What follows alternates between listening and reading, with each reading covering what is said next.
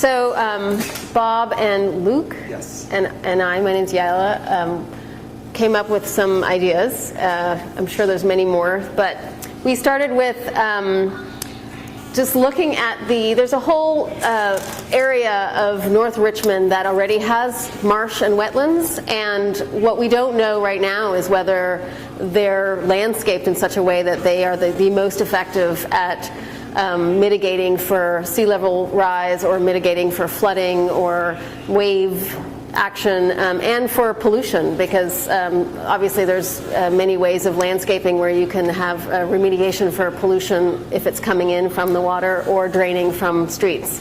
So that was one of our things to look at, and so we sort of included this landscape phyto remediation parkscape as a potential. We also have that sort of same idea here, as just look at the high-risk neighborhoods within Richmond and along roads, whether we can landscape to collect the runoff and to allow for some flooding absorption from landscaping in those high-risk neighborhoods.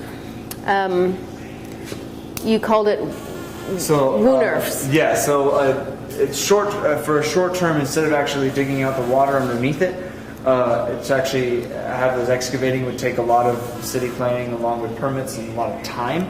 And so instead of doing that, you can create kind of a subsystem of a WUNRF. And so Dr. Reisen knows what a WUNRF is, but a quick explanation of it is to basically have a streetscape that's meant for people and vegetation scape along with cars, and basically slow down traffic in an area. So we wanted to implement this in more of a neighborhood setting.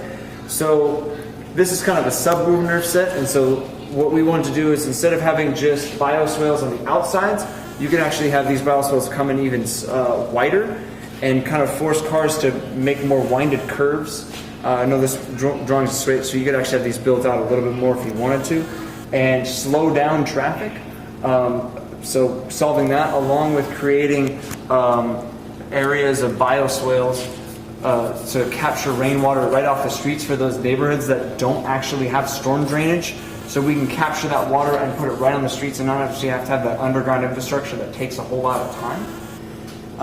And so you'd still have an allocation for parking, street parking for those in the neighborhoods, while still slowing down traffic and creating bioswales for the area to retain that water and also clean it. So. And the last one that you came up with, which I thought was awesome. Oh, it was definitely a joint effort. It was ours. It was ours. This section of 580 that we all know about, somewhere from about Cutting Boulevard east to Regatta is about 12 feet below sea level. So we propose that we raise the deck of the existing highway and then create this water storage retention area underneath the highway. And this would... These would be like retention walls. And then the storm drain system from the upper area of Richmond that has a flood area might be able to be diverted into this, feed into that. That becomes it becomes like an underground reservoir, and we came up with some calculation. I forget how many million gallons of water. 7.6 approximately For that stretch. It's a small number. Well, what happens is if you couple it with a pump. So, for example, if you say we'll have to pump eventually to keep the neighborhoods dry. Right. If you have that 7 million gallons, you need a smaller pump. Oh. Okay. Well, that's good. Well, we were thinking maybe this water could then be treated and other things could happen Can to we it. grow eels in that? It could be or Eels? Yeah. For food. For fish pond. Yeah, there you go. Sushi for the apartment. Yeah, and we also like the Electricity. Well, that too. See, there's the revenue in it. There you go. Electric eels. We wanted to incorporate the on the side of the highway. We also thought you could have if this were the highway, you'd have greenscaping here, so the water would run off from the freeway, be filtered through the greenscaping, and then enter into the storage area and pre-treated. Exactly. So that could be potentially gray water reuse there. So how long of the stretch did we say that was?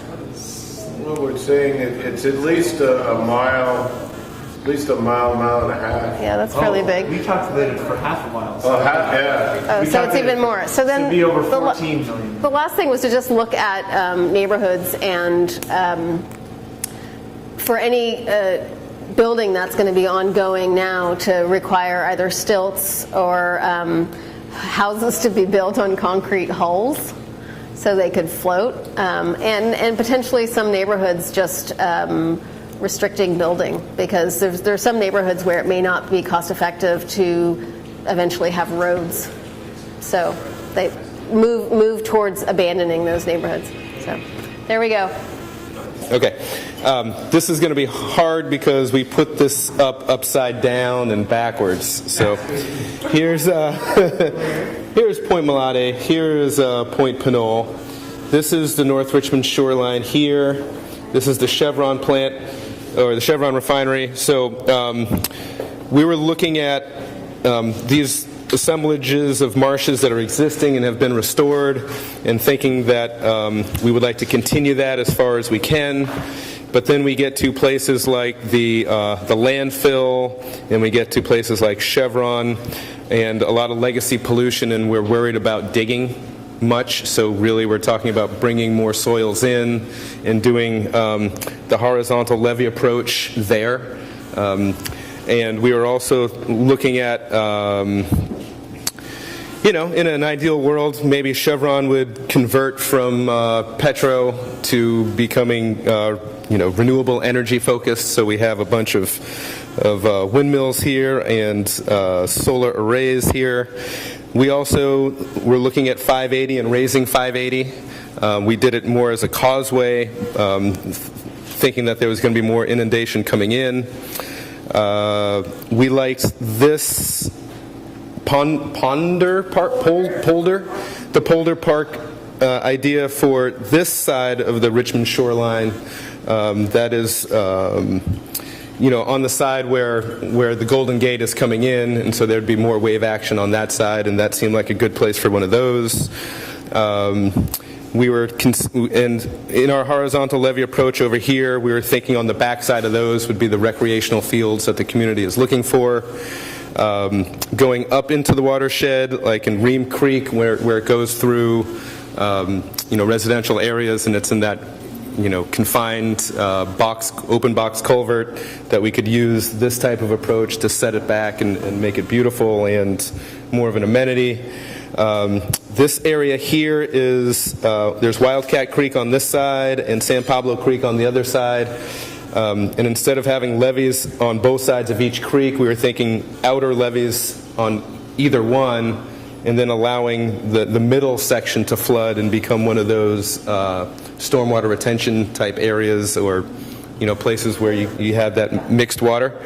Also in North Richmond and Parchester, there are opportunities for those sustainable streets or the green streets concepts, so we think that those would work really well there, because we want to protect those communities in place, and thinking that the property owners could maybe, we don't have redevelopment anymore in California, but if there was some way to make some sort of cooperative development process where these homeowners and landowners are coming together to rebuild these places, modernize them, make them more efficient, and make them kind of a co-housing type situation on the stilts or something like that. They would be, waterfront property, and it would really be an amazing transformation. So that's, I think that's, did I catch everything? Other than that, just a little beach. Oh yeah. That beach that we pass on our way in here, kind of excavating that ledge out to make it a wider, longer, sandy beach might be nice, at least for the interim. Okay. Oh, and we had some offshore breakwaters. Yeah, that's right.